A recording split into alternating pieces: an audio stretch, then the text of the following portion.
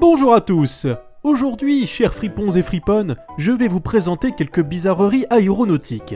Quand on cherche à révolutionner l'aviation, en mettant une véranda sur une aile ou en désirant faire un paquebot volant, la frontière entre le génial et le ridicule est parfois bien mince.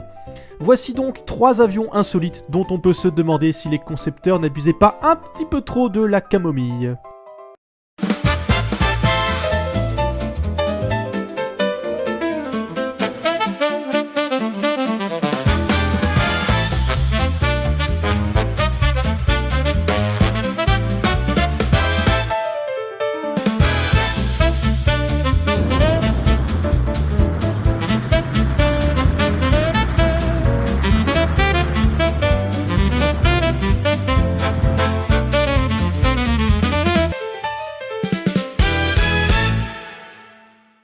Et si vous pensez que le Beluga, non, pas celui-là, l'Airbus A300-600 ST, surnommé le Beluga, est un avion insolite juste parce qu'il est gros, une grosse carlingue pour transporter de grosses marchandises, eh bien vous n'êtes pas prêt, petit grossophobe. Voici pour commencer un avion qu'on pourrait qualifier de...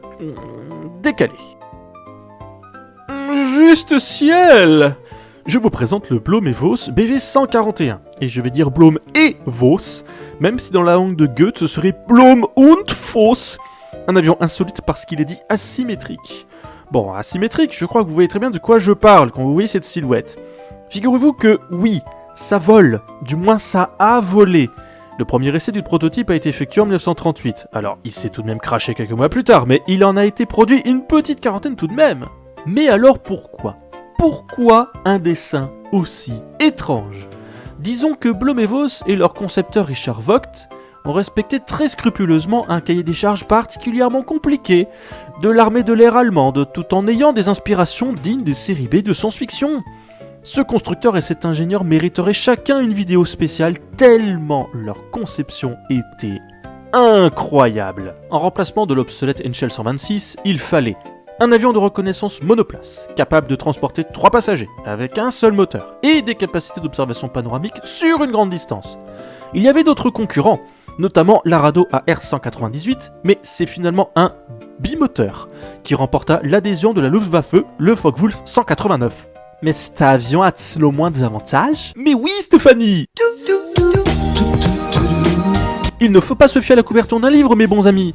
Les pilotes d'essai ont été surpris par sa stabilité et son incroyable maniabilité, car d'avoir cette véranda sur l'aile, cela a annulé un problème d'équilibrage et d'effet de souffle sur les avions conventionnels dû à la rotation de l'hélice sur le fuselage en rééquilibrant les forces. Oh là là, je suis en train de parler de physique, je pouvais perdre tout le monde là. Ah non, mais tu pouvais juste dire en gros, l'avion ne pouvait pas partir en vrille. Du coup, en plus ce moteur séparé le rendait très facile à entretenir, car très facile d'accès. Il était également disposé d'un armement défensif de 2 mitrailleuses dans la nacelle et pouvait transporter 4 bombes légères, ce qui le rendait somme toute plutôt polyvalent. Et maintenant, les défauts. Parce qu'il en a tout de même, à commencer par l'injuste délit de sale gueule. Cela rebute beaucoup l'organe décisionnel de la Luftwaffe, mais à part cela, la visibilité était très mauvaise du côté gauche à cause du fuselage, des problèmes sur le système hydraulique des commandes, et hélas, il était sous-motorisé. L'avion était trop lent, ma bonne dame. Au final, malgré l'arrivée de moteurs plus puissants, le sort du BV141 était scellé. Une quarantaine d'appareils furent tout de même construits et utilisés de manière officieuse par la Luftwaffe. C'est la firme Focke-Wulf qui finalement enterra indirectement ce projet, car le Focke-Wulf 189 écrasa la concurrence en matière d'avions de reconnaissance. Et les moteurs BMW du BV141 étaient prioritaires sur le chasseur Focke-Wulf 190 cette fois-ci. De plus, il ne semblait pas être particulièrement aérodynamique. Mais il y a quelques années, c'était vraiment le cadet des soucis d'un ingénieur italien du nom de Caproni. Et là, les fans de Miyazaki voient peut-être de qui je suis en train de parler. En effet, dans le film Le vent se lève, réalisé en 2013 par Hayao Miyazaki, le personnage principal Jiro, librement inspiré de l'ingénieur aéronautique Jiro Horikoshi, rêve de l'ingénieur italien Giovanni Caproni et de son incroyable avion, le Caproni 60. Je laisse le soin aux experts de l'œuvre de Miyazaki de faire une analyse concernant le parallèle entre Caproni et Jiro Horikoshi. Comment tu te mouilles pas ? Non mais Miyazaki, il faudrait y consacrer toute une anthologie sur son lien entre l'aéronautique et son œuvre, y compris toutes ces machines volantes. Donc, je vais me concentrer sur l'avion en question qui, avant même de figurer dans le film, semblait déjà tout droit sorti d'une œuvre de fiction. Non mais regardez-moi ce délire, on peut clairement parler de paquebot volant. L'idée avait déjà germé dans l'esprit de Giovanni Caproni en 1913, à peine 5 ans après la création de son entreprise aéronautique. La Première Guerre mondiale retarde le projet, mais en 1919, il s'y remet très sérieusement. Vous avez toujours rêvé de faire une croisière volante? Essayez l'hydravion à coque géant Caproni 60!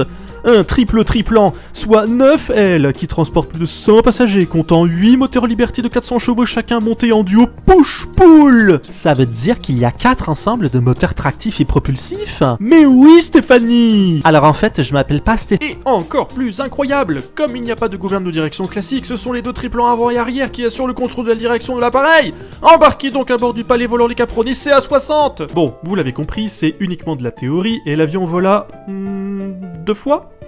Le premier vol d'essai eut lieu en février 1921 sur le lac Majeur en Italie, et lors du second essai le mois suivant, il décolla de quelques mètres et se cracha juste après. En même temps, comment voulez-vous faire décoller un engin pareil? C'est déjà un miracle qu'il ait réussi à s'extraire des eaux. D'ailleurs, on devrait dire déjauger au lieu de décoller, puisque c'est un hydravion. Sauf qu'à vide, il fait déjà 14 tonnes le bousin. Et avec l'effet de succion de l'eau sur la coque, il vous faut une puissance énorme pour déjauger. Tu saoules à parler de physique en plus avec des sous-entendus sexuels là. Je vais chercher une aspirine moi. Surtout avec ses dimensions hors normes. 9 mètres 15 de haut, 23 mètres 45 de longueur et 30 mètres d'envergure. Énorme. Ce qui le rendait particulièrement instable. Il aurait péniblement atteint 130 km à l'heure. Et dire que le projet devait être de traverser l'Atlantique pour remplacer des paquebots. Eh bien le projet l'a fini à la corbeille. N'empêche qu'on peut toujours se moquer. Ce noviplan ambitieux montre que Caproni était visionnaire, puisqu'il inaugura l'ère des hydravions géants dans les années qui suivirent, et qu'il fera le plus gros avion du monde en 1929.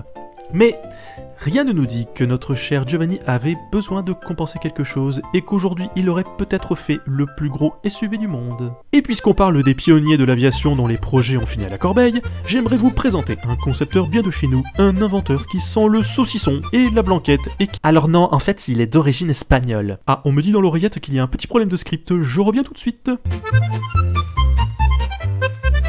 Donc je disais, un inventeur qui sent le chorizo et la paella, qui est né à Vienne en 1873, issu de l'aristocratie de Franche-Comté, et qui est mort à Paris en 1925. Je parle bien sûr de Raimundo Lorenzo de Équevilly-Montjustin, un ingénieur espagnol pionnier des sous-marins. Voilà, c'est tout à fait ça. Diantre, tout cela n'a aucun sens. Mais si! C'est parce qu'en fait, il était le fils du consul d'Espagne en Autriche, marquis d'Équevilly en Haute-Saône. Ce qui permet aussi de casser tout de suite une fake news, puisqu'il n'est pas le marquis d'Équevilly en région parisienne. D'ailleurs, la France rejeta sa demande de nationalité à cause de son travail passé sur les sous-marins allemands. Moi, à sa place, j'aurais eu trop le seum. Merci, chère Stéphanie. D'ailleurs, cela me permet de rebondir. Je m'appelle toujours pas Stéphanie, espèce de goujat qui me coupe tout le temps la parole. De rebondir sur la truite. Non, pas l'animal, je parle du sous-marin, le forelleux, la truite en allemand, conçu en 1902 et qui ensuite permit à l'Allemagne d'avoir une sacrée longueur d'avance pendant la Première Guerre mondiale avec son premier Unterseeboot en 1906, les fameux U-boats. Mais quel rapport avec les avions, me direz-vous? Non, moi je dis plus rien. Eh bien parce que le marquis d'Équevilly est un touche-à-tout qui déposa plein de brevets, y compris pour des machines volantes. Alors, imaginez un ventilateur. Est-ce que ça vole? Non. À présent, mes amis, imaginez maintenant une machine ovale, multiplan, avec 4 roues de vélo, que l'on pilote debout juste derrière l'hélice, et vous obtenez ça. Pas le sang bleu que c'est original. 5 mètres d'envergure, un petit moteur de 7 chevaux, 2 mètres de longueur. Maintenant, je repose la question. Est-ce que ça vole ? Eh bien, il n'existe pas de cliché de la machine en vol. Les témoins qu'on peut voir pendant les essais à Issy-les-Moulineaux ne sont probablement plus de ce monde. Donc, personnellement, j'ai des doutes que ça ait, ou même que ça puisse, voler. Et je crois que je me mouille pas trop en disant cela. Il concevra d'autres machines volantes improbables, et on se demande même si le terme avion conviendrait à ces bizarreries. Et je vous arrête maintenant. C'est facile de se moquer à l'heure où sort cette vidéo, mais je vous rappelle que nous sommes en 1908. Il doit y avoir 12 pecnos qui peuvent se vanter d'avoir vu un vrai avion. La machine des frères Wright n'a été inventée que 5 ans auparavant. Pour vous donner un ordre d'idée, voici un exemple de voiture très connue qu'on pouvait s'acheter en 1908. Oui, c'est une Ford T. Quoi qu'il en soit, notre bon marquis, contrairement à toi là je te vois, il n'a même pas eu le loisir de profiter des plaisirs d'Ibiza en sirotant une pina colada dans la piscine pleine d'urine d'un hôtel de luxe malgré sa nationalité espagnole. Ayons une pensée pour notre bon marquis, qui sombra dans l'oubli pendant la Première Guerre mondiale car rejeté par tous les camps, et qui mourra dans l'anonymat le plus total en 1925. Bonne ambiance! La boucle étant bouclée, je vous dis à bientôt pour une prochaine vidéo. Salut!